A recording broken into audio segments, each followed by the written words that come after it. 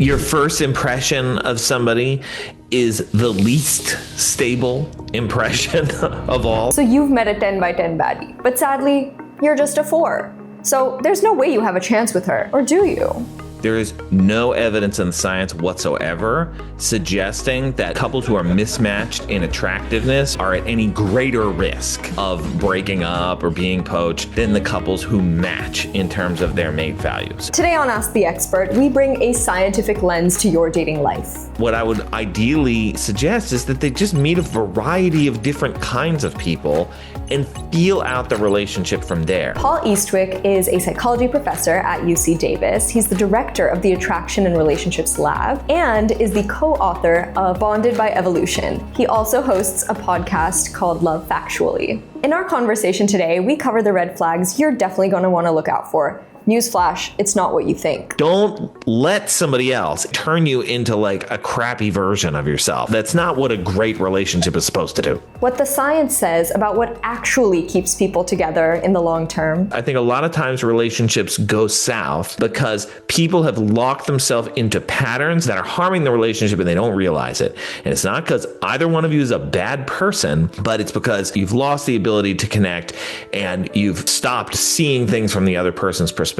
Paul even shares one surefire tip that will make you more irresistible than any looks-maxing internet idol ever could. The best scientifically proven way to get two people to like each other more is the fast friends procedure. And it beats any looks-maxing techniques that you might want to come up with. Welcome to Ask the Expert. You have talked at length in your book about how some of the assumptions that we have around dating and attraction are actually not grounded in the science the way that we previously thought they were. Can you take us through a couple of those assumptions that we might be operating under that are not backed up by the data? Yes, absolutely. And there are a number of ways that we go about dating, especially in the 21st century, that unfortunately feed some of our worst impulses and our worst ideas about the way that relationship initiation has worked classically. So one idea I talk about a lot in the book is the concept of mate value. Mate value refers to this idea that some people are very desirable as dating partners and other people are undesirable as dating partners. And really what people have to do is they have to assess their own value and stay within their lane, so to speak. Find somebody who is a similar value to them.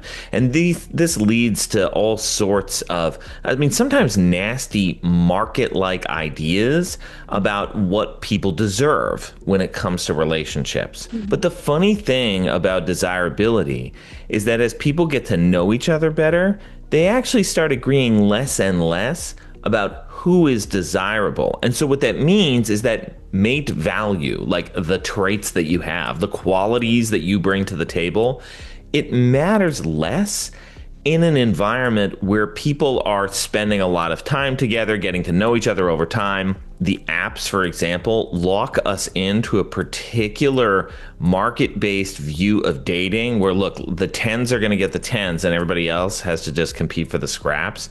But there are other ways of approaching relationships where it doesn't feel so market-like. What do the dating apps sort of strip us of when it comes to leaving room for some of the idiosyncrasies that we can grow to become very fond of in other people that would have otherwise rejected right away? As people start agreeing less and less about who is desirable, one of the reasons why that's happening is because when people get to know each other, they find all sorts of idiosyncratic stuff about another person that can really appeal to them.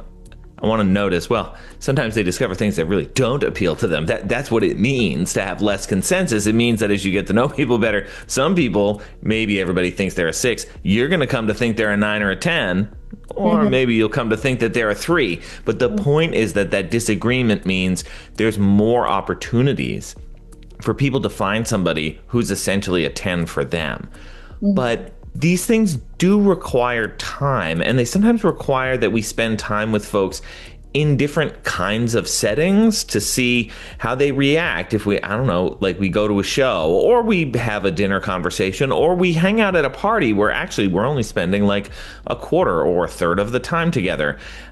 Classically speaking, this was often the way that people figured out how they felt about somebody. They spent lots of time with them in different contexts, and that can really bring some of these more idiosyncratic elements to the fore, which I think is often what people want when they're trying to find a good match. No, it's super interesting because we've talked a lot about the concept of mate value and how there seem to be some objective metrics of value for men and women, whether it's beauty or youth or income, access to resources. I mean, these are rooted in evolutionary drivers of attraction, right? So are you kind of suggesting that if, for example, a 4 ends up marrying a 10, what of the concerns that the 10 may get a wandering eye for fear of like missing out, or the 4 feeling a sense of inadequacy or constant, I'm not good enough? The reality is, when you look at attractiveness ratings,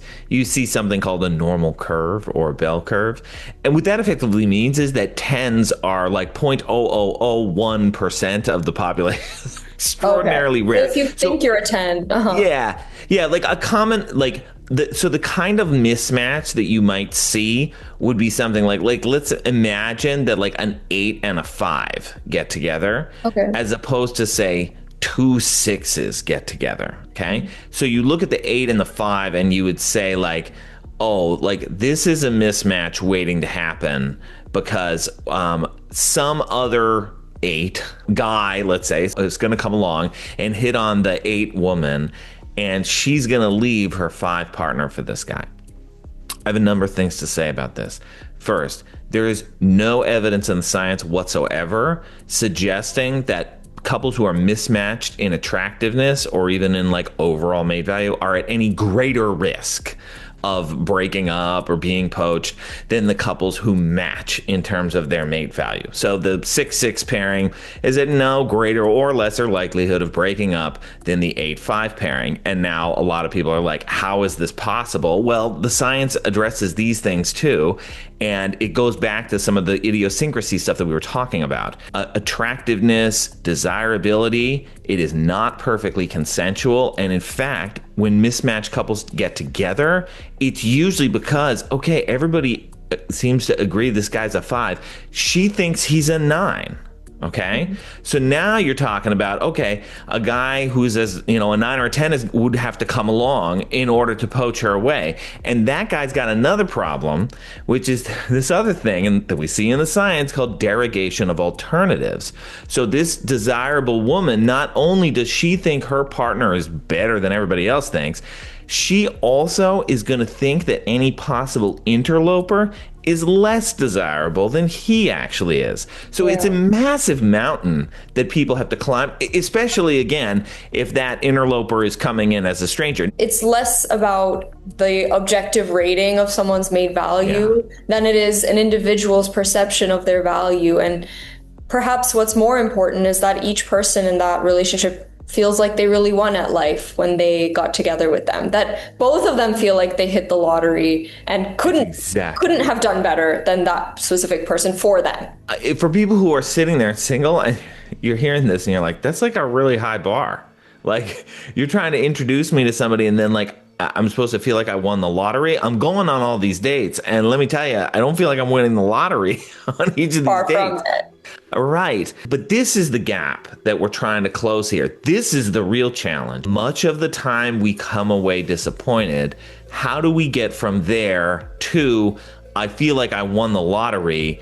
Part of what we have lost, part of the story here, has to do with the way that we interact. We don't spend as much time going out and hanging out in groups the way that we used to. I think groups can be more of an equalizer. It gives people more of a chance to get to know each other, even in a context that isn't necessarily romantically charged. The way that we evolved to develop attraction towards other people was so rooted in time spent together, and we spend much less time in such close proximity anymore, and we're just further apart from each other. We have walls in between, and we have big halls, and we have doors, and everybody has their own wing of the house, right? So we don't have the chance to meet as many people, right? We don't live with roommates anymore. We also don't get that practice of interacting and communicating, and we also miss out on all that data of how are they perceived by other people, you know? How do they act in different situations? How do they treat me? How do they treat someone that they stand nothing to gain from? Even the subconscious data of pheromones and chemicals and body language that signal to our biology whether this would be a good mate or not. We're kind of rid of that now that I'm talking to, you know, Steve, who lives in Iowa and I live in India, right? Like the fact of us being able to connect is kind of antithetical to so much of what our internal mechanism was built to do. We evolved in very small groups. I mean, to put a fine point on it, when humans were evolving in sub-Saharan Africa, you know, you probably lived in a group of about 50 people. That's all ages, all genders, and maybe there were a few other groups nearby that you'd have friendly relations with that you'd run into from time to time, but we're talking like a total of 150 people. And now think about how many are your age, your preferred gender, not partnered already. It's a relatively small number.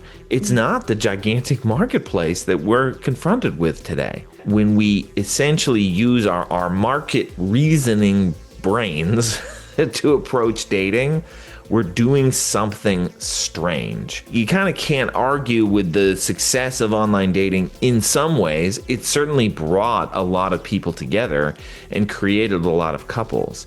But at the same time, I think if you look around, you also see like people are feeling a little dissatisfied with this way of approaching dating, and it sure would be nice to tap into some of the old ways again.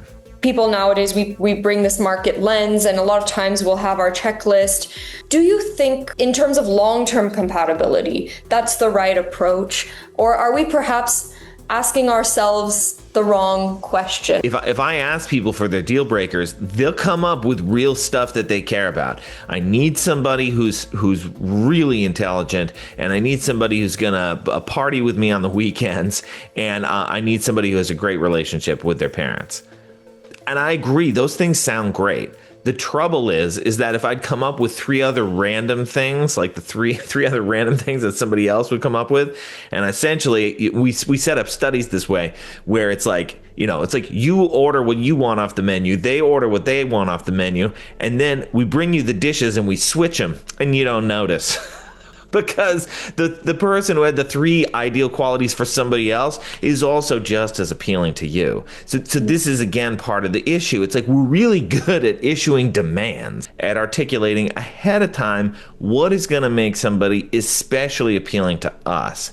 And again, it's the matchmaking realm where this is the biggest problem, especially if you're trying to set people up ahead of time and create good matches from the start. Do we really know what we want? What is our goal here? When I list down that I want someone who's the same religion as me, who's a particular height, or who's in a particular religion, earning a certain amount of money, what am I really saying? Am I extrapolating those factors to project a happy and satisfied future with this person? I'm really making a lot of leaps. I think that's right. I mean, I think that the challenge here is this. Look, is it better to have a partner who's kind and supportive than a partner who is angry and easily upset? Yes, absolutely. We like warm people and we don't like angry people. Everybody knows this and everybody can articulate this. That just doesn't help us much on the matchmaking realm, because what we want to try to do is to be like, yes, but what I need are these particular things. Please show me only the people who have a similar religion as mine or who have a similar educational background. I mean, again, people are going to come up with their own checklists. And what you're effectively doing is narrowing your pool, yet you're not actually that much more likely to end up wanting to be with somebody in the pool that the way you've narrowed it. So, I mean, it's kind of funny because, look, I think if people had infinite time and resources, what I would ideally suggest is that they just meet a variety of different kinds of people and feel out the relationship from there. I mean, as a relationships researcher, my like primary lens for thinking about how all this stuff works is that relationships are created and you kind of have to give them time. It doesn't need to be like, okay, I'm going on date 1 with you and you have to commit to 10 dates. Although I do think that would be interesting. I'm not suggesting that people actually do that, but I do very much want to be in environments where people are going to get to know each other over time, whether they're going to end up actually dating or not. Just the kinds of situations where you don't get to opt out of continuing to interact with somebody just because they don't have your quote unquote 3 deal breakers. Because what ultimately can happen, and it happens frequently, is that you start spending time with somebody who doesn't meet your deal breakers, but they have all these other wonderful things you haven't thought about, and you start building something great together. And I want to give people more opportunities to do that. I think as humans, we really value our autonomy so much. And we love the idea that we're in control of our decision making, as opposed to believing or resigning ourselves to the fact that really so much of this is just down to, the attraction and all the evolutionary drivers and your childhood and like a myriad of different contextual things. I get to hand select everything that I want to put in my cart. So why can't I add to cart husband too? Yeah, seriously. I mean, that's exactly a fantastic way of looking at it. It is something that 2 people construct together. If you say that to a couple that's been together for a while, they're like, yeah, of course. Like, our relationship is this third entity. It's this extra thing that exists that is not like within me. And you kind of don't know what it's going to become. You don't know what it's going to be until you start building it with their circumstances and their choices of conversation. But what happened to the environments where we are just kind of circling other people, getting to know them casually over long periods of time? Here in the US, we've got like intramural sports leagues that are co-ed, that are mixed gender and mixed sexuality. I think these things are brilliant. These are great ways of helping people to interface and get to know each other. And I think these kinds of things can help a lot. We're very much kind of retreating into our own bubble. I feel like maybe after COVID, even more so, but we were trending towards more digital interactions, less community. We don't have that church or that, community center that our parents or grandparents used to commune in. And I wonder if we're robbed of the opportunity to meet people, especially as we're young and we're still evolving and we're developing our sense of identity. That obviously brings up the question of like cornerstone versus capstone relationships. And people are trying to bring now a full human, fully baked, rigid human, and expecting that the other person is going to exactly fit in with me and never change. Look, it's easy for me to say I became an academic, and that is one of the most prolonged versions of adolescence you can have, where you're essentially in school until you're almost 30 years old. The challenge, of course, is that if being in a career path where you get all of this extra training, etc., if that also means that you're foreclosing social opportunities, you're missing out on some of those earlier opportunities. Right. And your pool does kind of dwindle and shrink, I think, gradually. Yeah. I want to understand from you, like, the extent to which people should prioritize finding a life partner and thrusting themselves in social situations when, say, I'm a coder and I'm really passionate and I just want to spend days and months and years in my den. What is your opinion on, the priority of life partner versus career and pursuit of passion? Yeah, I mean, it's such a tricky question. It is an unambiguous truth that people need social connection. If they don't have a sense of what we call a need to belong, if they don't feel like there are other people close by who are looking out for them, their health will suffer, they'll feel more lonely, less, subjective well-being, all of these negative effects. So social interaction is especially key. If I had to point to any particular issues with our contemporary life that is maybe messing with this, it's the sense that our phones and maybe the internet in general are giving us like almost like a corn syrup version of social interaction. It's not quite the real thing, but it's a pretty close facsimile that it feels like nutrition.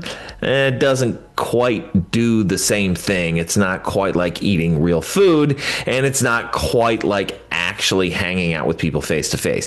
And look, I'll be the first one to say, like, these things are a double-edged sword. I love that WhatsApp allows me to stay in touch with my friends from high school. I mean, that's absolutely fabulous. Do I sometimes worry that the apps or other portions of the internet keep me from arranging social interactions with my colleagues, for example, when I know in the abstract I should be hanging out with them more face to face and just goofing around or whatever? I absolutely know that this is the case too. That's where I would maybe point to some of the problems. You mentioned how much we need to feel connected and to feel sense of belonging. How important is a romantic relationship to human health and survival vis-a-vis lovely platonic relationships, lovely familial relationships? Yeah, there will be some people who will sit here and say the marriage is the important thing. Marriage is the thing that gives people the benefits. And you'd see people on the other side who are like, no. Single people are often just as happy. They get their well-being met in these other ways, and they can be totally fine. Women, like I've seen, sorry to cut you off, like I've seen statistics around women's longevity going down after marriage. I generally do side closer to the singles folks than I do to the marital folks. Okay. I mean, my perspective is I don't think there's much of anything that's like special about a marriage versus like a long-term, we are in a committed relationship together. I think the evidence that marriage is special in that regard is extremely thin. But I also have to acknowledge that many single people do not experience the same like need to belong benefits that the typical coupled person does. Now, sometimes that's because we're looking at single folks who are going through a rough spell, and they're going to find somebody, whether it's a close friend or it's a romantic partner, and they're going to pull themselves out of it. So there's lots of reasons why. And do I think it is possible for people to like live a delightful single life with all of their social needs met? I absolutely think that this is possible. So I would never be here like recommending romantic relationships as a prescription. These bonds, I mean that's the beautiful thing about these bonds, and the fact that they do cross different, sexualities, they cross different genders. Like, you can feel the kinds of bonds that are core to romantic relationships, feeling that sense of support, feeling like my partner is going to celebrate me, feeling like this is somebody who makes me feel at home. We can get these things from other people in our lives, other family members and other friends. But the longevity benefits are going to be there for both men and women. They do tend to be a little bigger for men. It's essentially like men need relationships more, in part because we don't have great networks elsewhere. We don't have great networks outside of our romantic partner. So we're like a little desperate on the front end, and we say, I love you first, and we want to move in first. I mean, it's like the opposite of a lot of the stereotypes, but this is clear in the science. So can women get by a little bit better without men rather than vice versa? Yes, that is true. But I would never sit here and recommend, be like, no, if you like, you like this guy, but if you get married, he's going to drag you down in the long run. No. I don't think that's true. I happen to think that there's something important about sharing your daily life with somebody that is key to this. So if you're talking like two platonic friends living together over a long period of time, sharing their lives, is that like worse than if they like had romantic partners? I don't think so. I think you could very clearly make the case. Right. But the like, I'm single out here and I'm killing it and I'm working 60 hours a week, but I see my friends on the weekend. Like, I don't think that's quite the same thing. True. And I think a lot about men, as you mentioned, maybe they don't have the same emotional intimacy with their friends that women do at times. And maybe that's not encouraged by our society either, given how it's cast as like, oh, like don't be a wussy for like having emotions and sharing them and expressing them within the male group. So they tend to be, I don't want to make generalizations, but they sometimes tend to be a bit more surface level, which is why a connection like with a woman could feel more fulfilling, I guess. I think part of the evidence too is that, I mean, you're sitting around, you're watching the game, like punching each other and like giving each other a hard time. I think that stuff is really meaningful. I think men get a lot of social connection out of that, whether they want to admit it or not. I think where men have challenges is we're just not as good at deliberately maintaining relationships over time. I think we're a little bit worse at letting them atrophy. And that's also somewhere a gap in their education and conditioning. Yeah. Like, I wouldn't say that it's embedded in your nature as much as like that was not emphasized growing up as something that was your job to do, like maintaining relationships and stuff. So I think that's something we need to work on as a society.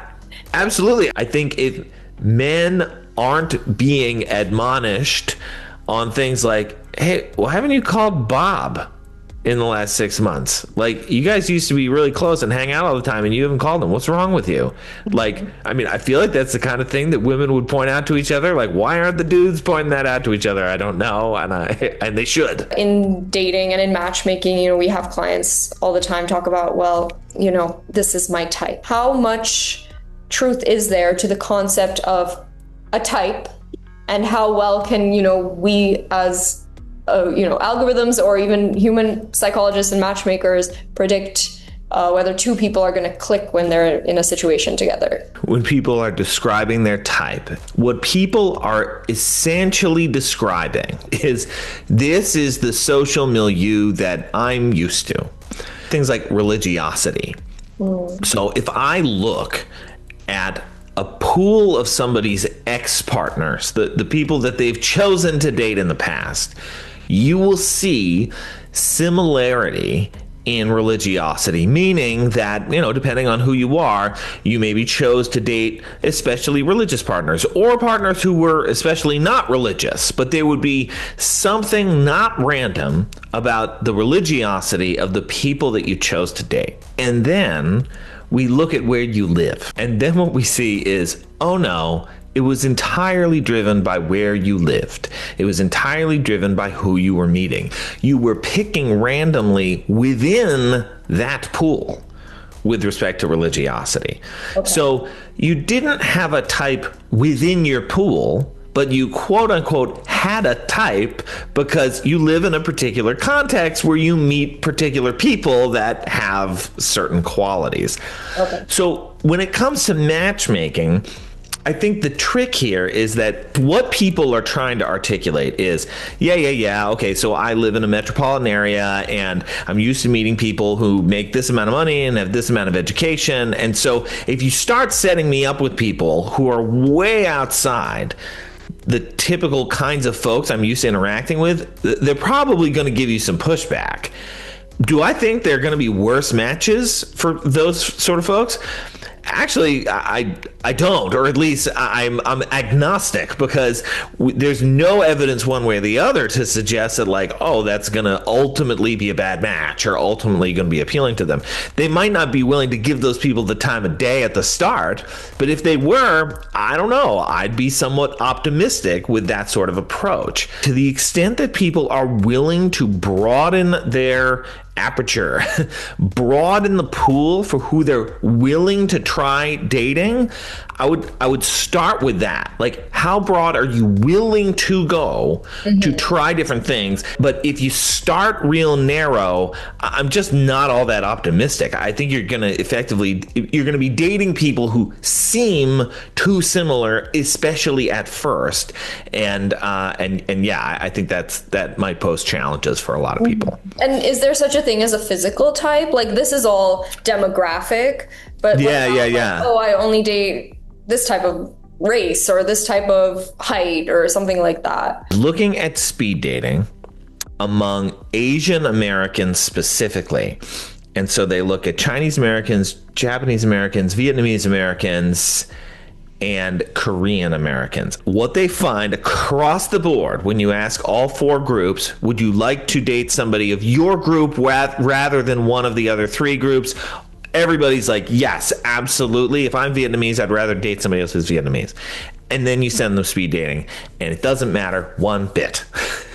Oh, wow. The average Vietnamese, Asian American, college student is just as happy to date somebody who's Japanese American, Chinese American, Korean American as they are to date somebody who's Vietnamese American. None of the racial preferences ended up mattering at all once they were meeting other people face to face. So that's a specific illustration of this idea.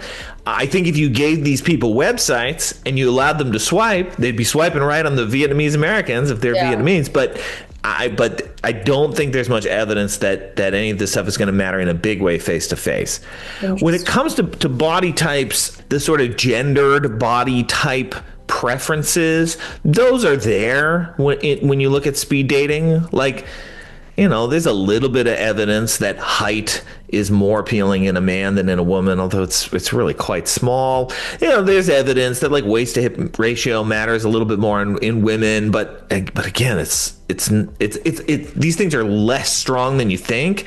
And so that just like reduces my confidence that, people are able to articulate these things, because if the gender differences are pretty small, then I think people's like individual insights are probably going to be pretty small too. In the long-term mating context, you want someone that you can collaborate with. Like, you want someone that you can build together with. So that's why so many other traits end up confounding the physical appearance pretty quickly. Oh, right? yeah. Like 1 month, 2 months in, doesn't matter how hot you are if you're an unkind person, or if you don't share the same vision of building a life with me that I do. Yeah, exactly. Physical attractiveness, when measured in an independent, objective way, it's remarkably short-lived. I mean, we're looking at college students, and they've got interests, right? People that they potentially want to date.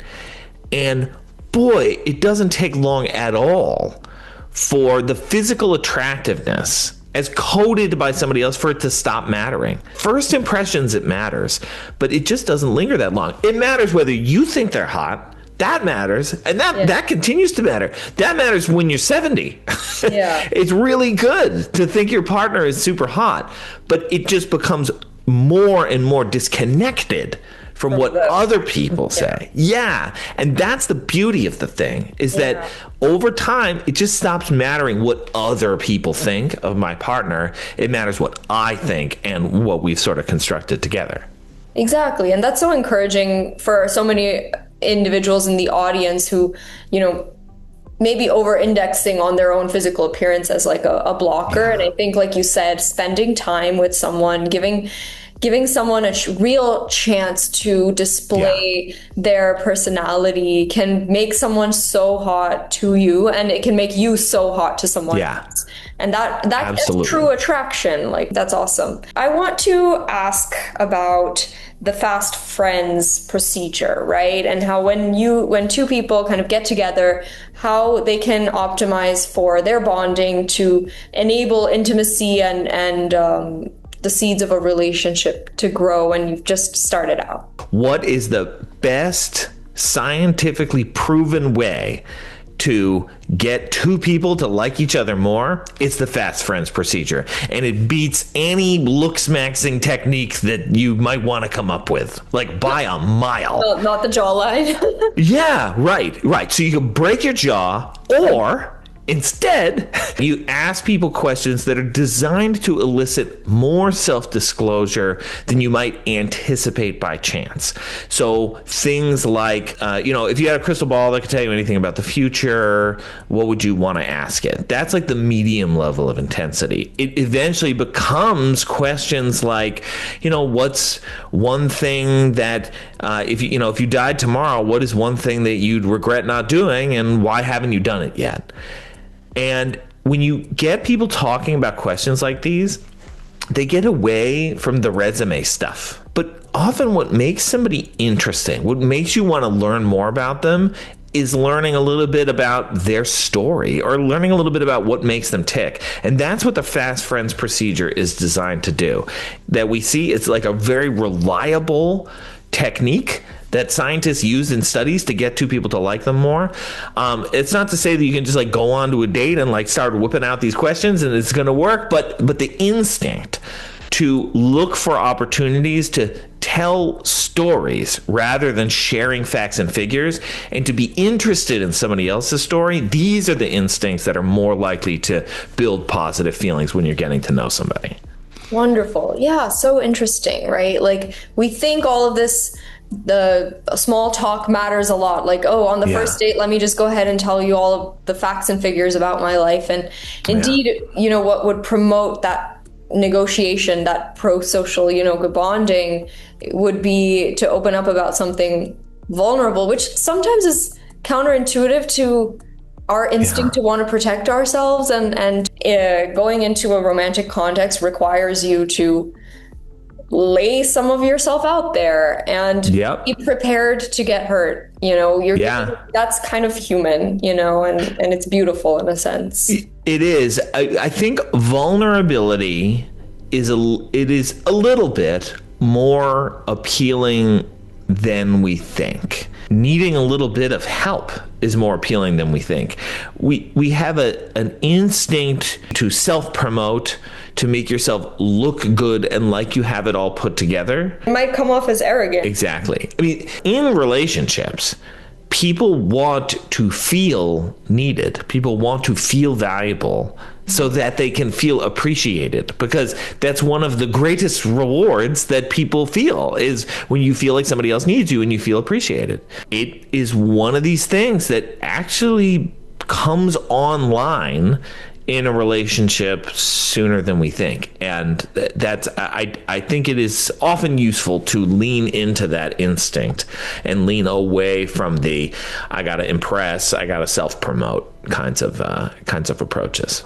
As humans, like we're always calculating to see if we can trust another person. So revealing a small vulnerability, a small Achilles heel is like, okay, like I trust you, do you trust me? And it kind of, it goes back to something very like evolutionary about how we build relationships as well.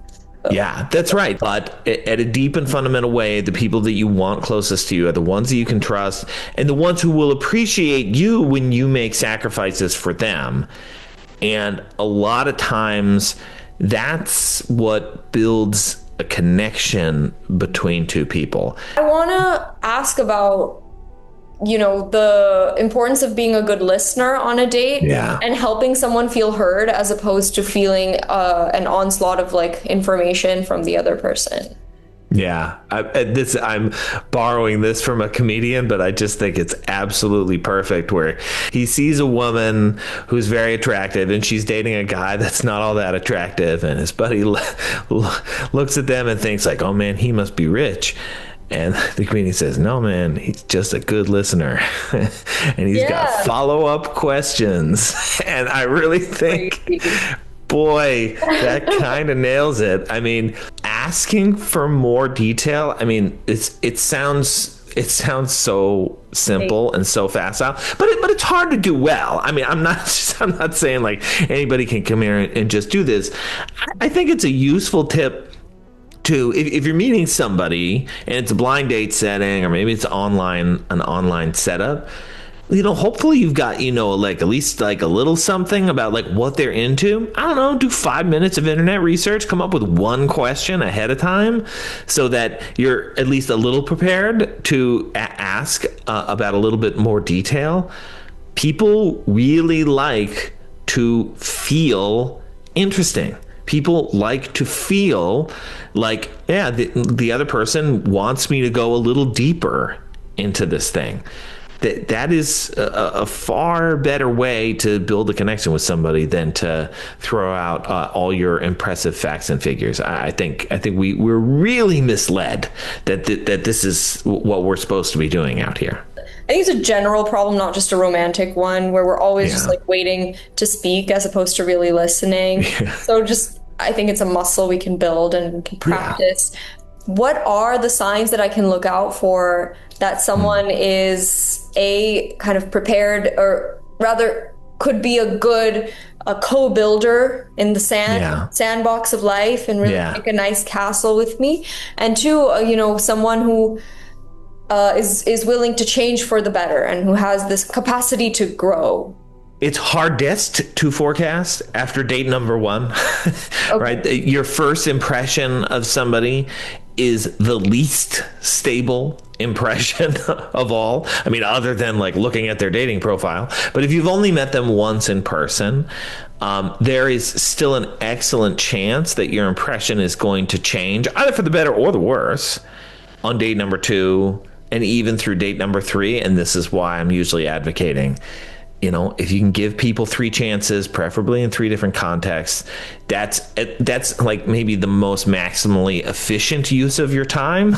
And then from that point forward, I like to encourage people to focus on how you feel about yourself when you're spending time with this person. There are some, for example, confident people out there who their confidence, the way they carry themselves in the world, can make you feel a little smaller. Or maybe their confidence makes you feel bigger. Maybe it rubs off on you. I want you to look for the second thing, not the first thing.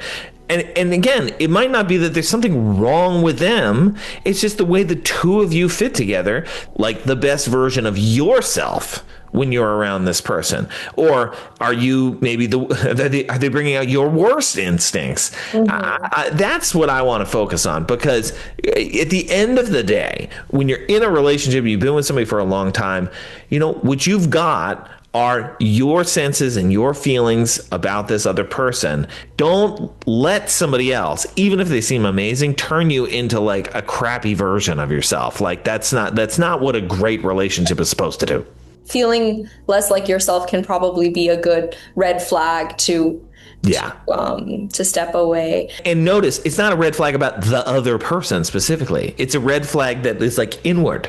That is about how you feel. That's where the flags are. The flags aren't out here. They're in here. And how empowering in a sense, because if we stop having to control the other person and their behavior, but rather it enables us to like use our own body and our own feelings to gauge whether a relationship is working, as opposed to that person's wrong because they did that one thing and that's a red flag. Exactly. And I value your advice that take the time to practice that relationship, and then I think there is a little bit of leap of faith that you need to take when entering a partnership like this, and to trust that like as you grow, hopefully you'll make the effort to grow together as opposed to growing apart. But there is some amount of faith, and you just have to, suspend that desire for certainty at every single turn, and just trust that like you're going to make it work even when inevitably bumps do come along the road. Absolutely. This is the common experience, and there's a lot of wisdom in that.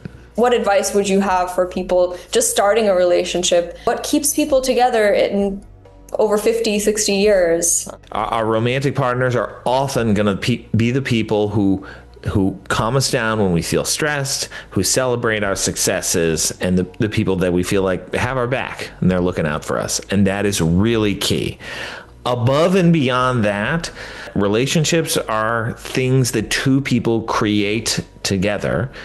And many times that's what makes a relationship amazing and special, is that it is this third entity you've created together. You've got your own culture, your own stories, your own rituals. A relationship that lasts 50 years can commonly be described as many relationships, many overlapping relationships that changed and shifted in the way that two people balance their priorities and balance their lives together.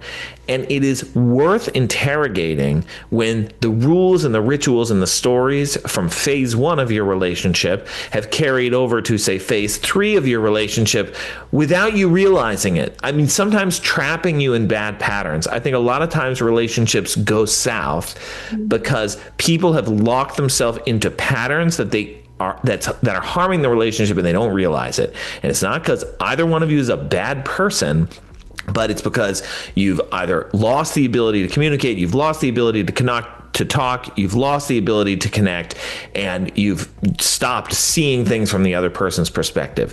And sometimes what it takes is a reconfiguration of some of those patterns that we've built up over time.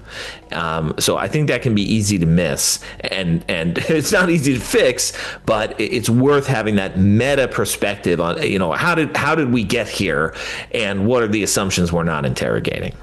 Life is happening every day. Like, life happens on a Tuesday, not over months or weeks or years. And I observed that the way my parents' marriage seemed to be strong or strengthened was like how they lived their daily lives together, and how they cherished not just the anniversaries, not just the birthdays, but the casual dinner that they got to share, or the week dinners that we have with my grandmother. Like, those add up to be so special, and that shared history over time isn't something that you can replace with just like one grand celebration or a grand gesture of romance. Yeah, that's exactly correct. And that goes back to what we were talking about earlier with, like, can close friends be a substitute for a romantic partner? Can close friends be attachment partners in that way? Absolutely. But boy, daily interdependent life matters a lot. Beautiful. Well, I have so many more questions, but we're out of time for this evening. And I so enjoyed our conversation today. Thank you very much, Paul, for taking the time out. You bet. Thank you so much for having me.